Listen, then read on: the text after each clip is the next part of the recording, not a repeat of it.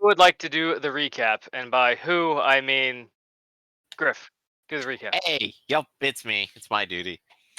All right. What do I even remember about last time? Last time started off with Bigby rushing out again with another planetary defense corps group until he had to retreat. And on the way back, reconvened with me. We both tried to dodge bullets on our way back to some trenches, but I jumped through a window and became naked. Once we got to camp, Scipio began trying to heal stuff buff. Alexander started trying to recover a whole bunch of strange files that this base had, so that they could finally evacuate with it. And then Uh, read none of it, by the and way. then read none of it because he's a good boy, and That's right, he's a Alexander good will tech not person. get court-martialed like everyone else will eventually. Meanwhile, I don't remember what Jort did, but I'm pretty sure Bigby actually found a couple of explosives in the trench and pointed them out for Alexander to take care of. I was just having After, PTSD and eating beans the whole time, to be honest. yeah, that's fair. After a while of being completely surrounded by the orcs and continually engaged, eventually they threw some rockets at us that turned out to not be rockets, but rather more Gretchen inside of killer cans. They stepped up, tried to kill us, but we managed to take them down before they did too much damage to the back line, and now I think we're actually scot-free. That was my understanding of the situation, but if anything there is wrong. Define scot-free. The assault is over, there's an opening, and we were planning to leave because we didn't get crushed by enemy forces. I did blow up a mortar in like half of the command centers. This is true. I think only like the person up front got killed in the command center, oddly enough. The back mortar line's a little fucked up, but there still are mortars, is the important part. This is true. So we didn't completely collapse, therefore the support is technically still there, and the assault should succeed, but I suppose we're about to see if that happens. Yeah, well, The so assault should fail and we succeed, sorry. one thing I should point out is that you actually are the assault. So you didn't fall back to a defended position. You pushed forward to an isolated defensive post, which was effectively the this has been the only ground gained in this war effort since the war started. And There we go. effectively they were cut off in the process. So you weren't charging backwards to safety, you were charging forwards through enemy fire to get to technically safety. But as you can tell by the fact that you See. continued to blow up multiple times, yeah, quote unquote, Mhm. if there was ever a time for air quotes. But yes, Yeah. you have managed to stop the most of it. Let's see here. I don't recall. I believe there is one Killican still running around in the trenches, lighting Um, people up in the forward trench. Correct? right, I think that one did not engage with us at all, so No. that's kind of your theater of the mind there, I think. So I am just gonna do this the basic and dangerous way. We're gonna do dueling D100s. So whoever wants to roll for Commissar Hartley to see if they survive. Alexander volunteers as Alexander's tribute. got it. All right. So 59. before I roll to make sure everything's on the table, if I roll higher or tie Alexander, Commissar Hartley manages to victoriously survive and take this thing out with his squad. For every point I roll under that, one of these people in the trenches die, and if we get more than 1, 2, 3, 4, 5, 6, 7, 8, if we get more than 10, that just means the whole trench gets wiped out before somebody takes out the killer can. I So think theoretically they can't go that high, so at least that's good. You said for every 10, so no, for every point, oh, every singular point. every Okay. singular point. That is a thin margin of failure. All right, miraculously, uh, with the power of bayonets and crack grenades, they managed to repulse the Killican. Alexander, roll me 1d10. That'll see how many people die in the taking of this. If you roll a 10, Hartley dies in the. Oh, that was close. All right, so all but Hartley and one other guy get killed off. Fantastic.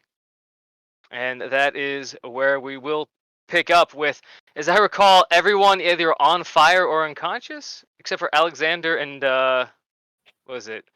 Tabor, Mhm. character George. Yeah, I think George's still okay.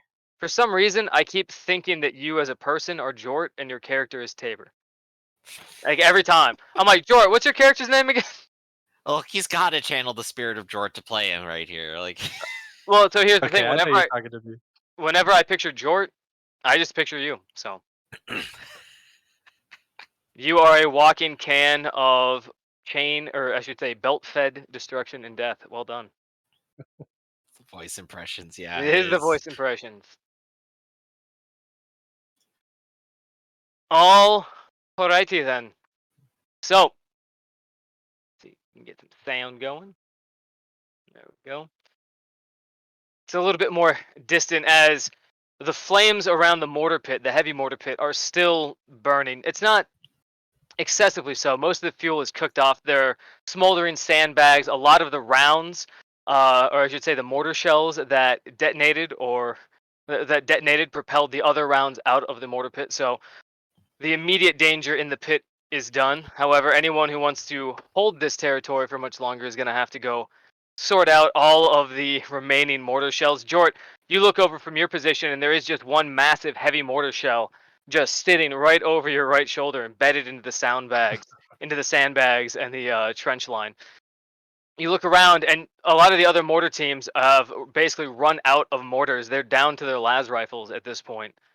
There are power sources. There is the Alexander. As you look around, heavily damaged. You know there was a power source in the ammo sort of facility, the warehouse that they had made. That's gone. You could try and plug directly into the super heavy battle tank. There's also a power source in the command area where all the computers are operating. And while you decide what would be best to plug into, you could try and plug directly into the power core of one of these heretical orcish devices, but who knows what kind of effect that would have.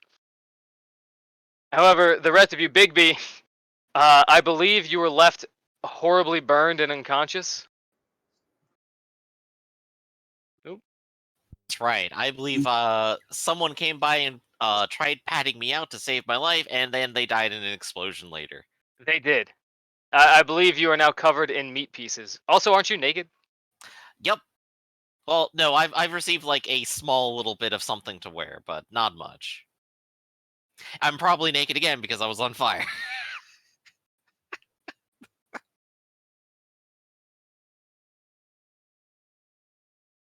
Oh dear, Alexander is plugging into the orc devices.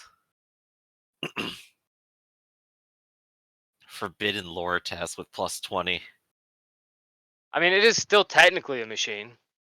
It is still But- technically a machine. It is still technically powered by something. So -5 penalty on all forbidden lore tests, right? Because you're not allowed to think for yourself. Yeah. However, if he passes, he gets 2 additional degrees of success for free, which is why basically all he has to do is pass. So But- can he do it? We will find out. Ah, All right, now roll me a tech use test with a -20 modifier. this one he ought to succeed on.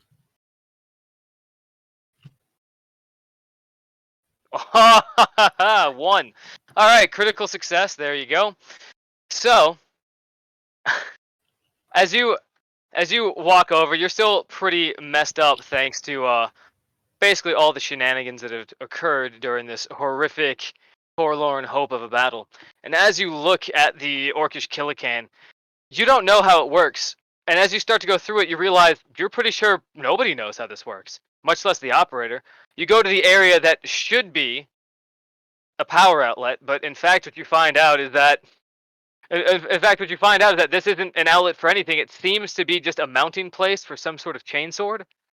And as you follow it through, you can't quite figure it out, but you do know it runs off a fuel source. And as you look at it, the fuel source itself is still promethium, likely from what they had looted during their capture of the city and the leftover PDF sort of war material. So as you're looking at the Killican, you can't figure out how to make it work, but it has enough cobbled pieces to where you know how to make something that would make it work.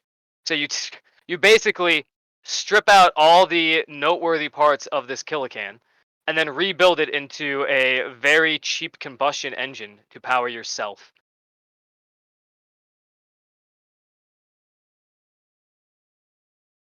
Very nice. Less nice. And the new ability doesn't work. The downside is apparently the voltage on this that you've sort of created is still running off of the sort of the orc technology or sort of the orc specifications. So it's a bit of a jolt. You handle it. How much do you heal for? Yeah, and I guess how much time do each of these tests take? This is taking you some amount of time. Oh, Okay. fatigue, no bad result. Oh, okay. Second has actual healing. Hey, Congratulations, that's what matters. Alexander.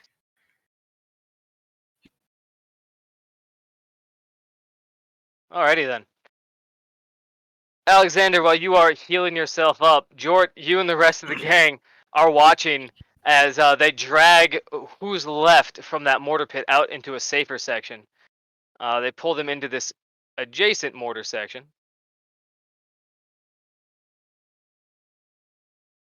Nice. Oh, sweet. Does that exclude penalties from? I guess it'd have to. Here is 1d5 wounds plus 1 wound per additional degree of success. So roll me 1d5. Oh, you already did. Got it. Awesome. 6 wounds it is. Well played. Alrighty. So, where was we? As your tech priest goes off and jury rigs a new generator, the rest of the gang meets up at the trench line. You can see that even though the brunt of the assault has cleared off, there still is some sporadic shooting as orcs weren't able to fall back with the rest of the group, but weren't able to push forward into the trenches, are just caught out in no man's land, being picked apart by the enemy rifle or by your Imperial guardsmen and your riflery.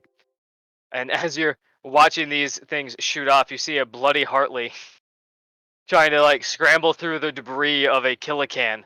And he eventually reaches down, he finds something. You realize that he's completely bald, and then he grabs his flat clap and he puts it back on, jamming it down tight on his ears before going out to barking orders. As the rest of you lay down, you can actually hear the sound of the many barrels of the Aegis starting to wear down. As you glance over, you can see that the heavy bolters are actually glowing bright red from all the heat of constantly chewing through that ammunition. And while this is going on, it pulls itself up in a forward position to continue to lay down fire as best it can, just taking out key enemy artillery and rocket trucks. And during all of these explosions, as everything starts to finally die down, you can hear the sound of a crackling over the radio as the captain makes his way back out onto the battlements. And looking around, he sort of looks over at Hartley, everyone else is done, and he goes, "Right, everyone who can, stand up, follow me. We have to entertain some guests." So Jort, I think Well, that's pretty much just you and the sergeant. I think I know how to juggle. And that would also be Alexander, who I imagine is just walking around with this like very scrappily made generator plugged into him as he wanders around sucking off the energy, sort of like a impromptu hookah. You just take your your breathing tubes, you stick it into the combustion engine, get that good shit. I'm at like 16. Yeah, I'm at my full wounds and I'm on crit 6 right now.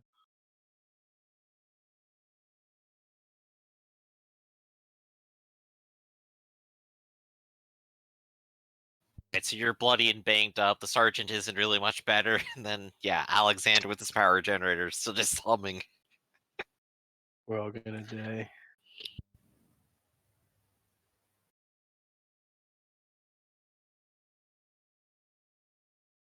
Alrighty then. So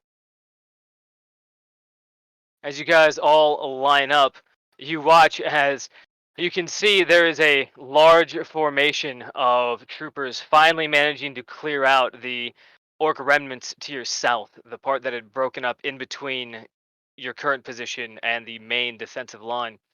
And you watch as more sentinel walkers come out, and you can actually see two more tanks, not the super heavy tanks. You can at least see two Lehman Russ battle tanks flanking the edges as a command chimera charges across the ground. And as they sweep through everything, eventually the chimera comes to a stop as the Lehman Russ trucks or the Lehman Russ tanks pull up alongside the perimeters and continue to shell the enemy positions. At this point, you can't see any organized defenses. Mostly, it's just scattered orc remnants fleeing into the hills. And as the command chimera pulls up, the back end drops down, and you recognize a very familiar face from the very first formation you had to attend, as Lord General Matisi himself strides out of the command chimera. Immediately, the captain goes, "Unit, attention!" And he snaps a salute to the general. General, no, the Lord General snaps a salute back. Yeah, Alexander flaying around with his gun arm, doing the salute while he holds onto the battery, sucking more life from it. But as you all salute, the Lord General comes in, and everybody roll me awareness that's there currently. I've upgraded my awareness. Let's see if I do it. Oh shit! Nice.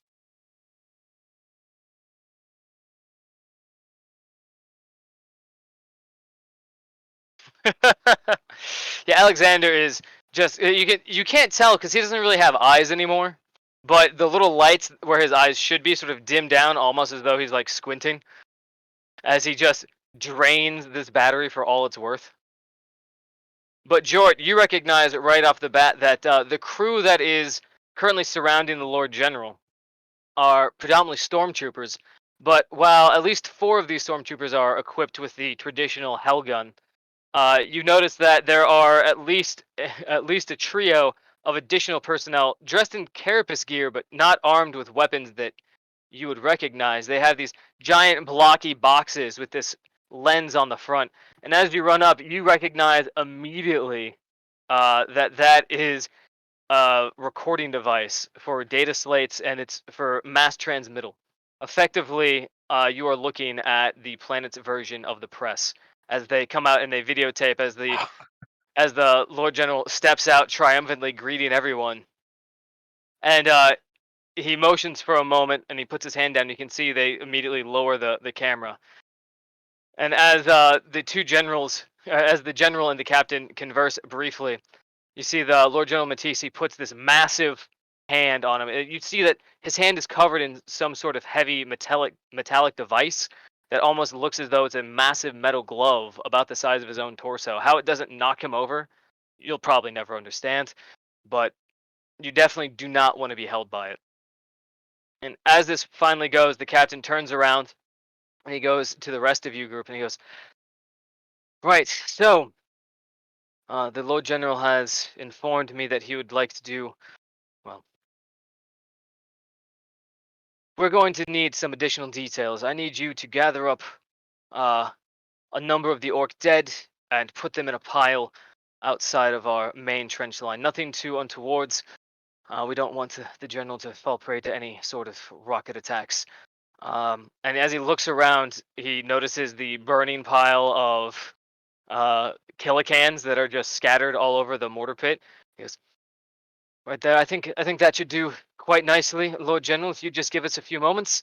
And he goes over to you, Jort, and the sergeant. And he goes, "Right, I need you to go and grab as many orc corpses as you can carry, bring them, and just scatter them about the mortar pits Well, quickly. all right. Gather a number of other soldiers if you can." And then he goes and he looks over at Alexander and he goes, "Alexander, if you could be so kind as to assist him. Sergeant Jones, I need you to get another detail settled. I need all of our troops to move behind the mortar pits." And for a moment, the sergeant looks confused, but he's been in this army long enough to not ask questions as he steps off, and a few minutes later, you can hear him shouting, "I know what I fucking said! Line up, follow me!" And as everybody starts to go, Commissar Hartley backs him up, and you see as the remainder of this entire, not even a platoon, but a company, is down to about 45, maybe 50 people. And as they are gradually marched back from the defensive lines that they had fought so hard to maintain, they're lined up in single file in the back area, where they immediately fall in with the rest of the group. And as this happens, Jort, roll me a strength test. Let's see how many of these orcs you're able to drag out. All right, let's see. One. Nice. Nice. So you managed to grab a couple of them. I'm gonna roll a D100. You want me to roll above a 60? Ooh, not so good. Uh, one of the orcs that you were grabbing, as you grab the first one, you grab the second one, you grab the third one. You can see a couple of the other soldiers are also picking up orc corpses to scatter them around. And while this is going on, one of the orc corpses that you pick up, you glance down and you notice that there is a number of grenades at his feet. That as you grip and you pull back, roll me a dodge real quick to see if you can get out of the way of the blast radius. Oh no, I'm dead. I can't. Okie I dokie. didn't realize this was Japanese. Digby wakes up. He's gonna miss Jort more than Jort missed the enemy. Yeah. All right. Stick grenade.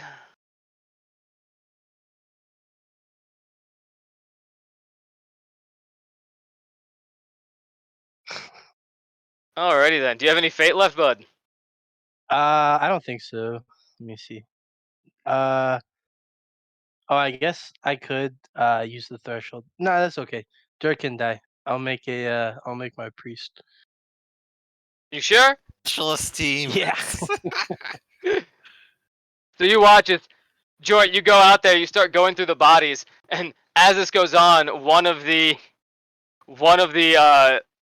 orcs that are down there, you see as you pull him over, he barely has anything left, and he just sort of tinks it out and holds it right at you. And Jort's like, "What are Jort's final words as he starts to come back?"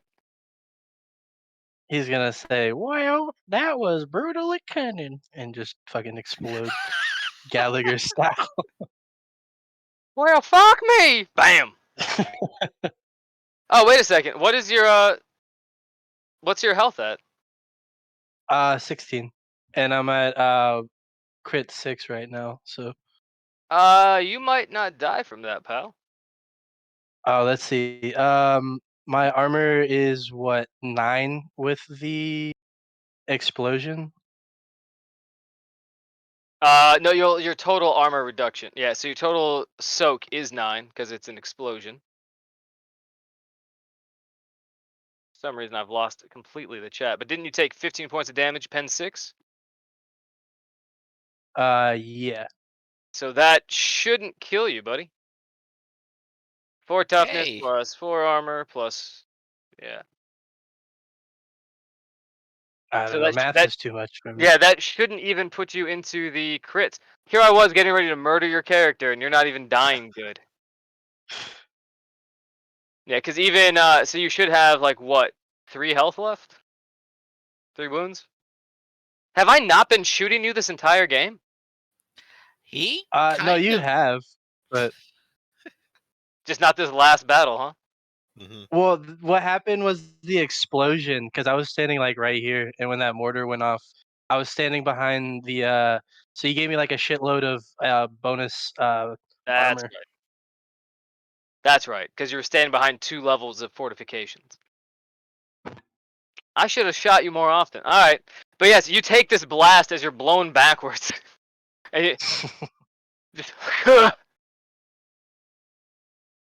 and you watch as your comrade who just dove out of the way into the dirt looks over and goes, "God damn it! What I tell you? You kill them. You don't let them kill Us. One job, Jort. I'm sorry, Pappy. I don't remember your name. Yeah. Well, I'm not gonna remember yours either. I'm just gonna call you dumbass for the rest of our time here. Explosions are bad. And then he stands up. Yeah. Yeah. So then he goes over and he picks up the what is it? He starts picking up the pieces of like the orc, and he goes, technically this counts as 3, as he puts them all into a duffel bag and starts dragging the pieces back.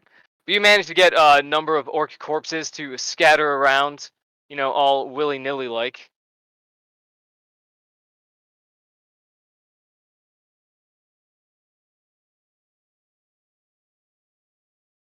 Oh, what's going on now? Oh, just the way that Jort tracks it. He was at 6 crit and gained 12 more crit. Because he's actually at 0 wounds. 16 out of 16 for him is full because he's been counting upwards instead of counting down.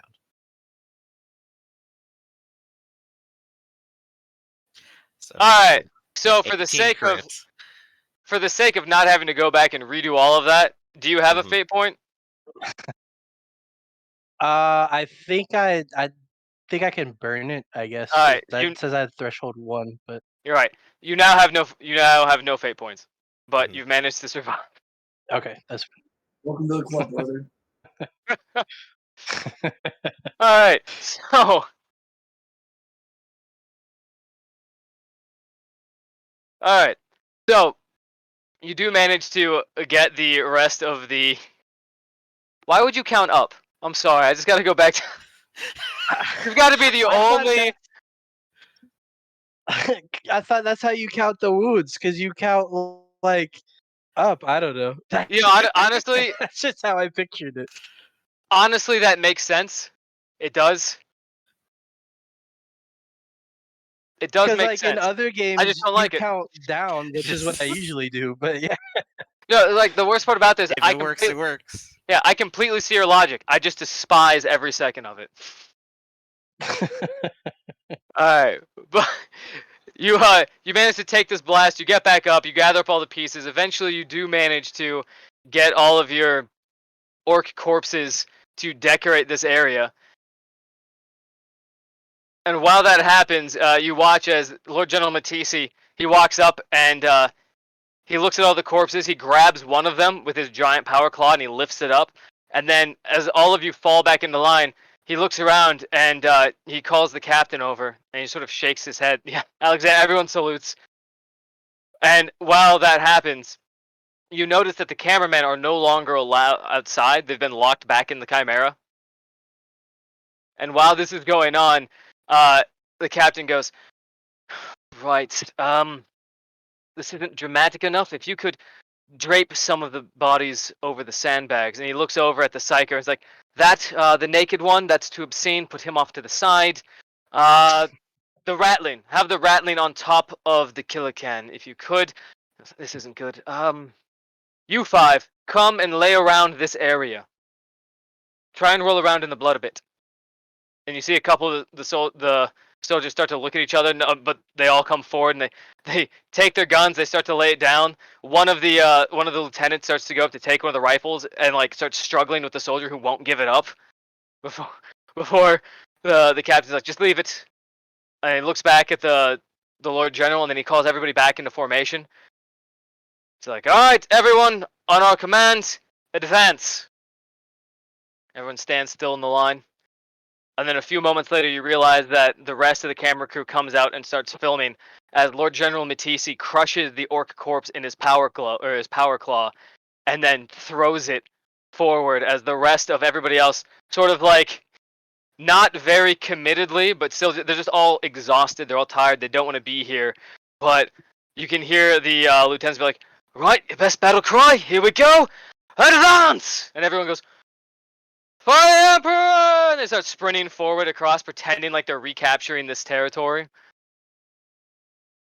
And as they get there, you can see Commissar Hartley just directing them back to their original positions as they advance forward.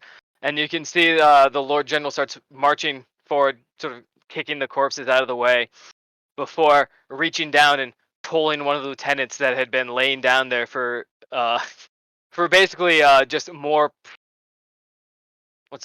more dramatic entrance. Pulls up this beleaguered looking lieutenant, and as he looks back at the camera, he goes, "Ever forward, ever onward. No greenskin is safe while the Imperial Guard is on this planet. Take heart," and then he continues to go on for 20 minutes. Bigsby, roll me roll me a willpower check to continue to remain. Like, you hear all this going on and you don't really get what's going on, but you've been watching enough. As you lay there, roll me a willpower check to stay still as you realize that this Killacan was literally just on fire and it is still very hot.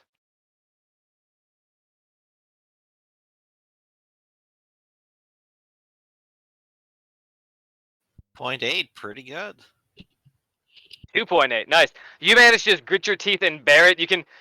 You're already horrifically burned. And you're already starting to take a bit more burn damage as you're just sitting there shaking. And his speech just goes on and on and on and on before eventually he finishes it off. And you can see all the officers that are standing around give a large huzzah as the rest of the troopers move in and fill in across the regiment. And as that's going on, Lord General Matisi walks forward and motions to the stormtrooper. The stormtrooper just grabs the camera, rips it out of the guy's hand, and pushes the camera crew back into the Chimera. Shuts the door. You guys are sitting there watching. Technically, you haven't had any more orders as the sergeant scoops up what is left of the team and moves you off to the side as the battle finally starts to dwindle down. He goes, "Alright, so that was awful. Who are we missing?" And he looks over at the naked psyker and he goes, "Right, all of your clothes, tracking. Still got the gunner, got the rattling. Alexander, why does it look like you're sucking off a power generator?"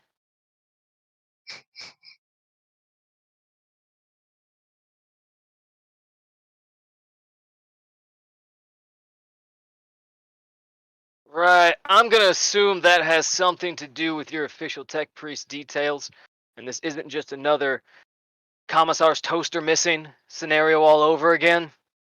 So, just don't look at me when you're doing it. It makes me feel feelings on my insides, and I don't like that.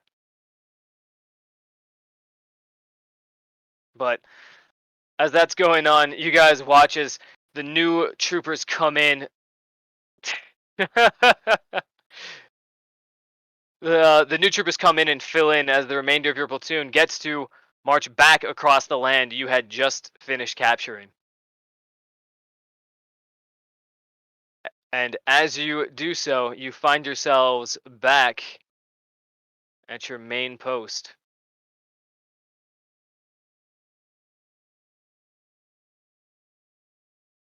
Suspiciously, you see less of all the people that you are normally accustomed to seeing. Who could say why? However, the main you do see virtually everyone that still survived is being carted off into the medical sections. But on top of that, you also notice that many of the barracks have been converted into makeshift hospices as well. Uh, there's a lot of faces missing. There's a lot of equipment missing, as many of the. Oh yeah, Giant Jort back at it. I think he accidentally deleted me, so I didn't realize I was a giant. And there's nothing accidental about it. So I am dead now. You're go.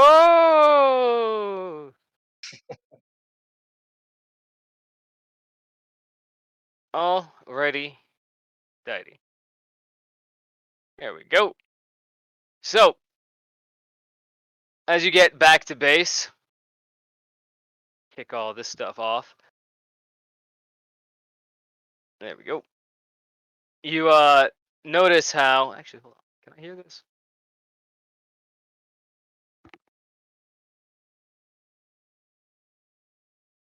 Close enough. All right. As you get back to base, those who aren't wounded go back to their regular hangouts.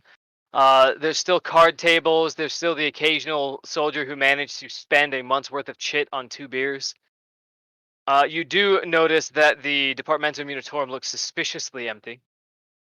But on top of that, the base is yours to do what you will. As you guys get settled in, they start going through most of sort of the triage, and immediately, Jort, you are looked at and you're sent to medical.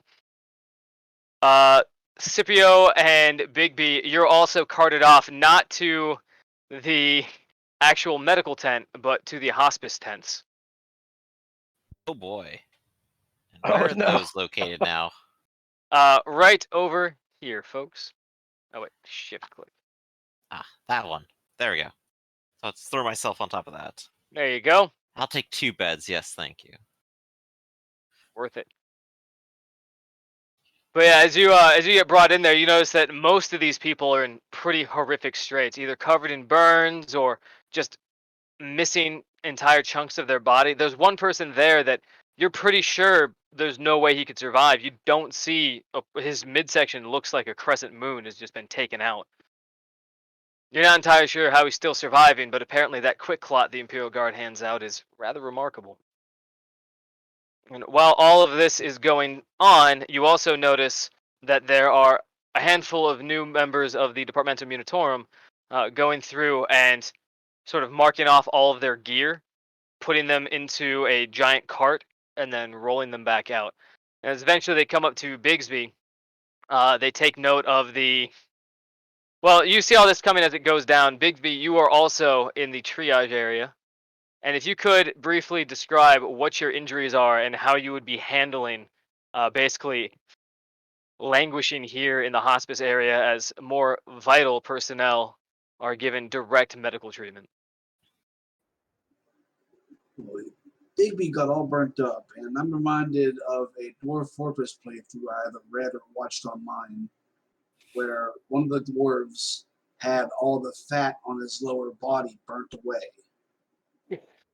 So he's probably looking like a day-old baked potato with a really wrinkly, charred skin, and otherwise looking like any sensible triage person would put the toe tag on him even while he's still breathing. Fantastic. You also watch as the Departamento Munitorum is making its way. I'm gonna roll a D2 to figure out who they get to first. 1 is Bigby, 2 is Scipio. All right, Scipio. Hey. Same deal? Yes, same situation. Yeah. Well, I mean, like, should I go ahead and describe what I'm like right now? Yeah, go. Piece of barbecue. Yeah. If I recall right, it was a punch to the gut and then being flamethrowered down to death next to an explosion. So his midsection is just a massive purple and red mass of bruising, whereas the rest of him is 3rd-degree burns his entire body. Oof. So, yeah, he's completely wrapped up in bandages right now. Sounds about right. Well, as you're no longer naked, you are wrapped up in bandages. Mhm. Most of these bandages needed to be changed, but you guys have been languishing here for a couple of days. Alexander, you are injured, but that potential coil you managed once you get back to base, you plug yourself into one of the main generators at the Departmentum Unitorum and just start recharging your mechanical forms while going through the necessary repairs to get back to full strength. Got it. What crit are you at, Alexander? Was it like 5? Oh, 6. Fantastic. So your wounds are good, but you are still pretty horrifically damaged. What was that to? Was it to your body? I feel like it's to your body. Fantastic.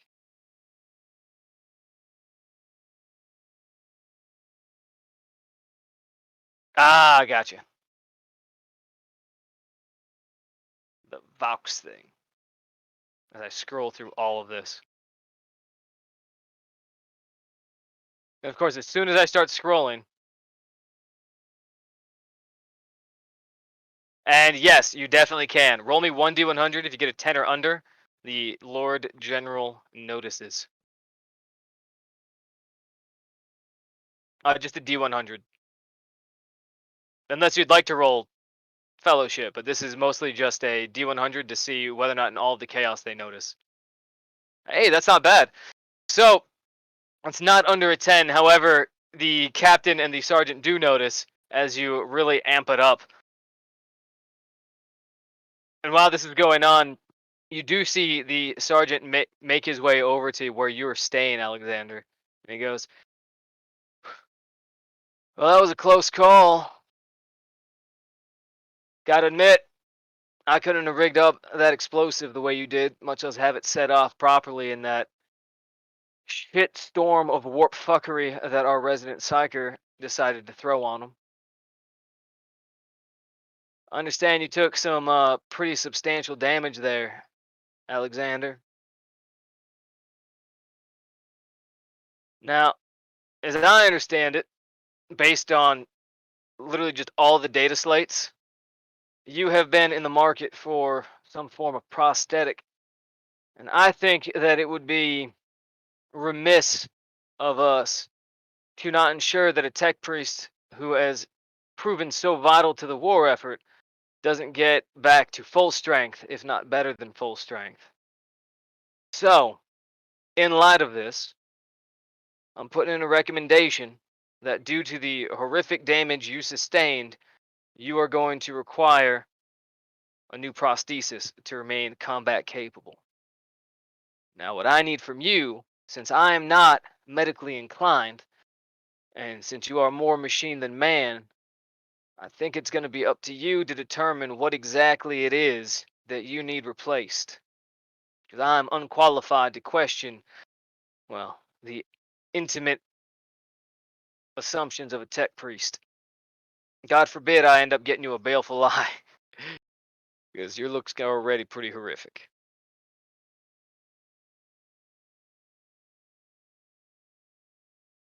And he sort of waits as you type out your response into your Voxcaster. You had all this already. Yeah, naturally, of course you did. And he sort of just scrolls and scrolls. Right. I'm gonna see what I can do. I can't speak as to the quality, but there's only so many tech priests we have operational out here. So, you keep up the good work, you stay out of trouble, and well, we'll take it from there. And with that, he leaves you alone to continue sucking on a electrical cable.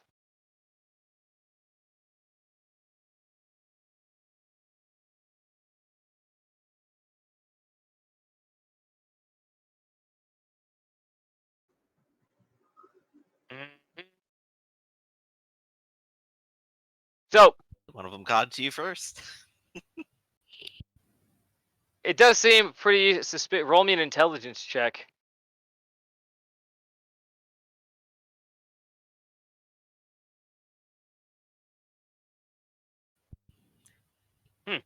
That's unexpected. Dang.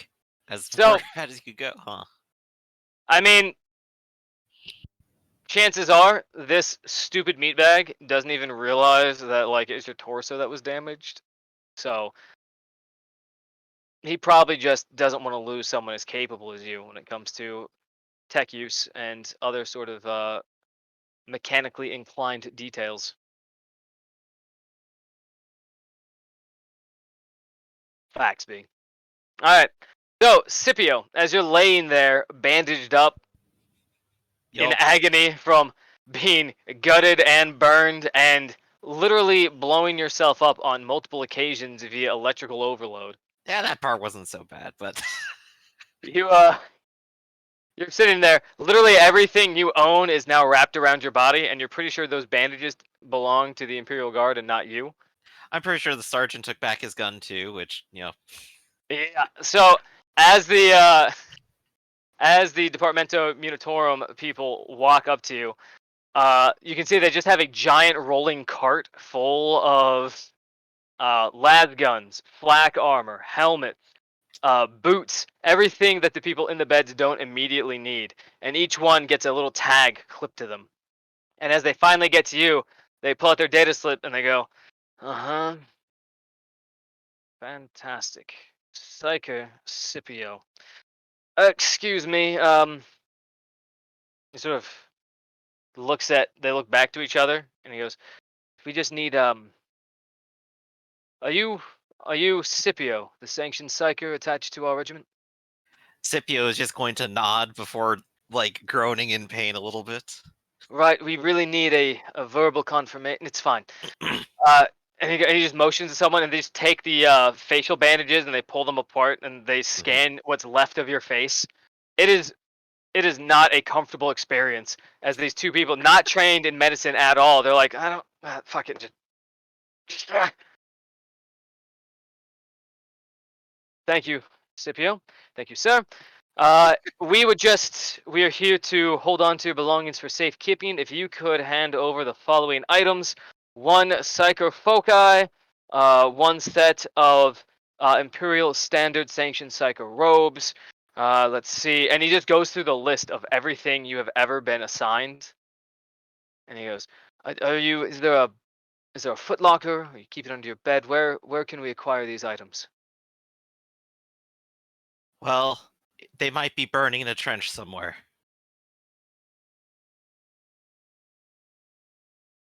I'll just let them look at me for a bit. Right. We will be right back. And you watch. Roll me awareness, Bigby and Scipio. Yeah, let's do the awareness here. Boop. Oh, okay, crit. You notice that as soon as they put into their data slate, you can actually see it in the reflection of the Departamento Munitorum sort of scribe's glasses. Bigsby, you don't have to use the reflection because you can look right over his shoulder at the data slate.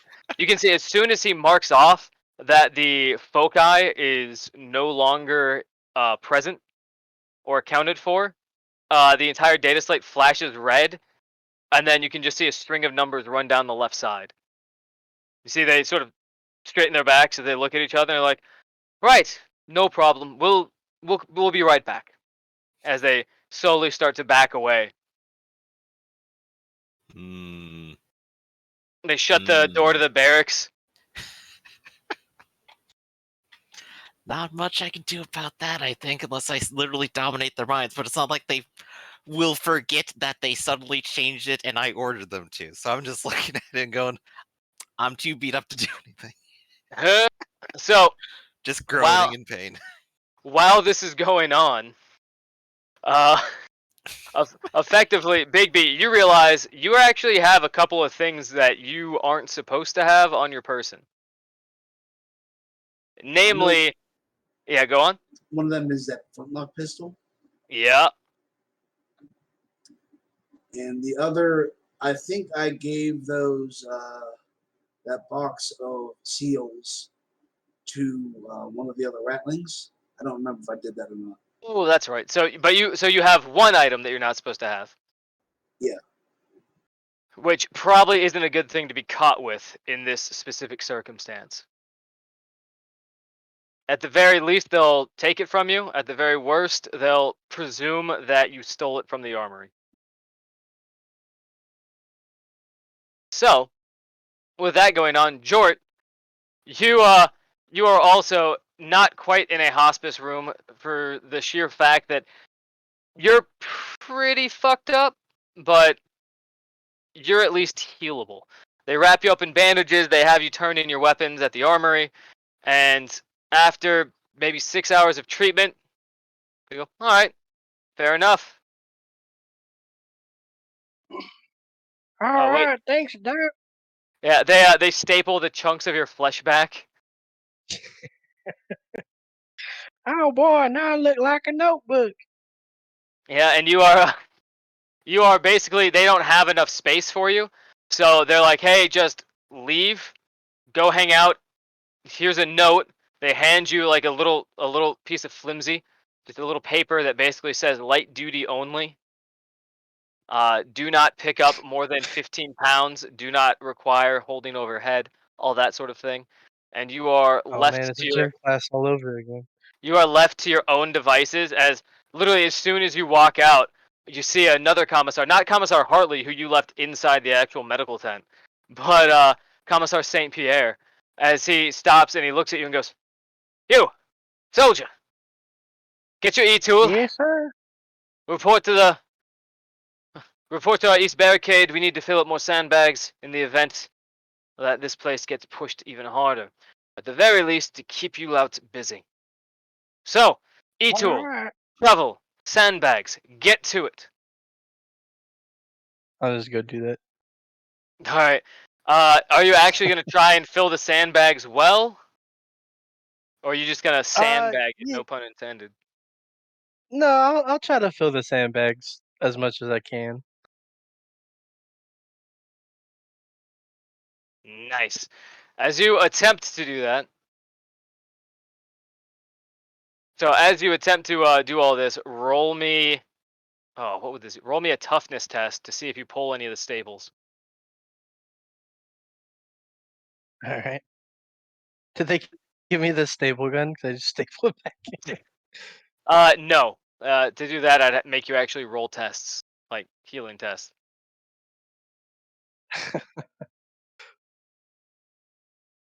Oh no. I got a -2.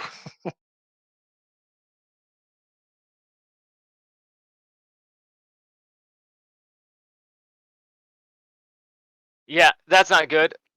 So now we have to do a little bit of fun. Roll me 1d5. That's how many wounds you managed to walk out with after getting blown up. All right, you have 1 wound. Now roll me 1d5 to see how much damage you take from pulling your stitches out. This is gonna be a 5. All right, you are now back at critical 6 as all the damage that you had taken comes right back to where it was before. You are now suffering from blood loss. We're gonna ignore the bits about the chunks of the target's flesh ripping free. But yes, you are suffering from blood loss. You take the E-tool, you slam it into there, and as you start to pull up, you can just feel all of the staples tearing across the skin as your wounds reopen. You go, "Ha! Ah!" And you just fall over onto the sandbags, bleeding. You see a number of the other soldiers digging the sandbag stop and look over at you, and they start like nudging you real quick. You go, "Medic!"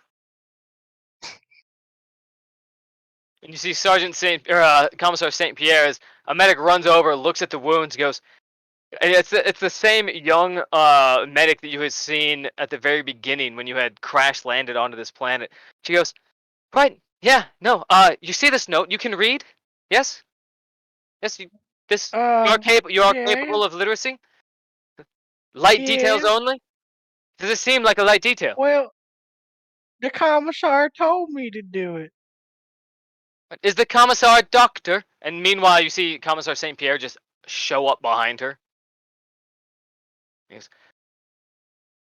"Medic, I approve of you trying to look after these troopers, but you're not a doctor, you're a medic. He's clearly malingering. There's nothing wrong with him." The medic looks at the commissar, looks back at you, looks back at the commissar, and goes, "With all due respect, commissar, he's literally bleeding out of the side of his fucking torso. Are you blind? What is wrong with you?" And continues to berate the commissar for a good 15 minutes while taking you and dragging you right back towards hospice care. You can see the commissar bristle, and as you're being walked out, you just turn back to see. Let's see what happens. See commissar. You can see the medic is sort of putting pressure back on your wound to try and stall the blood loss. Also, pick a number 1 through 10. Let's see if I can kill you finally. 5.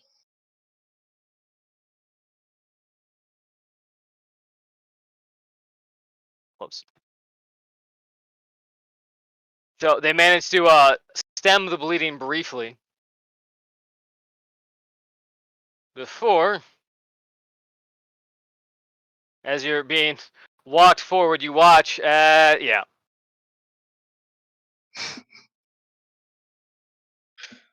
See, plus additional 4. Forget them. Yeah, as you look over and you see the young female medic going, it's like, it's all right, it's fine. You have the sheet. It's fine. Don't worry about that. And then that head just explodes. Meanwhile, like, just the top half is taken off. The bottom part of the jaw is still there, but hanging slack. As she just falls forward in front of you. You turn back to see the smoking bolt pistol of Commissar Saint Pierre. She goes, in light of your medical recommendation, please report to the hospice tents. Private Jort. The rest of you, take note on how you speak to a political officer. There is no life greater or more worthy than than the defense and the maintenance of our discipline here. No matter how good you are at your job, you can be replaced. And then as he looks over, he picks 2 more people to carry the medic's corpse out to the burn pile. I just crawl all the way back and leave like a snail trail of my blood. Yeah, as this is happening, roll me another d10.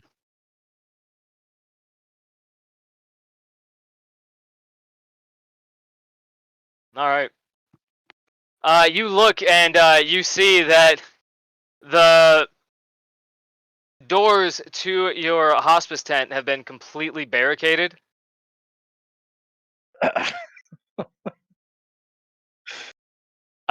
And outside, you can see that there's actually a Sister of Battle standing right outside, decked up in their ridiculously expensive armor and wielding some pretty heavy weaponry. As you approach, she looks at you and she just shakes her head and she points to the northern hospice tent. You can see that there's another medic in there going from place to place trying to treat people. And as he looks up, he goes, "Oof, we're probably going to have to wait on Michelle for that.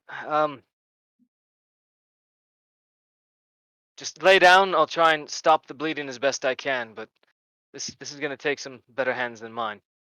And as he begins to treat you, you notice that this is the same tent that all of you typically hung out in and spent your time in. You can still see the card table in a state of disarray. Nope, you are 1 off, buddy. You are Oh, going this one? up. Oh yeah, right up there. Oh. Doop. You notice that this place is almost completely empty. There's one other wounded person in the back, but this was sort of just the generic housing area. And you can see the discarded card table. You can also see good old Private York's guitar sitting there quietly, leaning up against the bed where he had left it. And despite the fact that it's still raining and still drizzling, you can still hear snippets of conversation here and there, even though it's quieter than usual. You distinctly notice the absence of that same old guitar riff that Private York played over and over again. You sit down there in the bed, bleeding, in agony, wondering how the fuck it is that you're gonna manage to make it through another one of these battles. And as all this happens, they re-staple your wound. Roll me willpower. All right. Let's see. Uh, all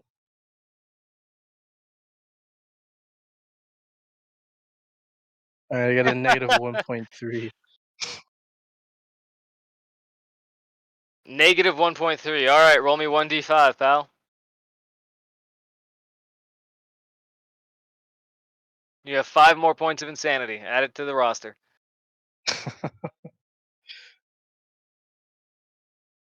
All right, now I'm at 25 insanity points. All right, you're almost to the point where you get what do you call it? The actual insanity points. They're not called syndromes. What are they called? I Dementia, don't probably. remember. Mental disorders is all it Mental says. disorders. There we go. This one, he got one already. That was don't- a temporary one. Yeah, so that was I think for failing something. Yeah, I rolled because I was at 20 whatever it is.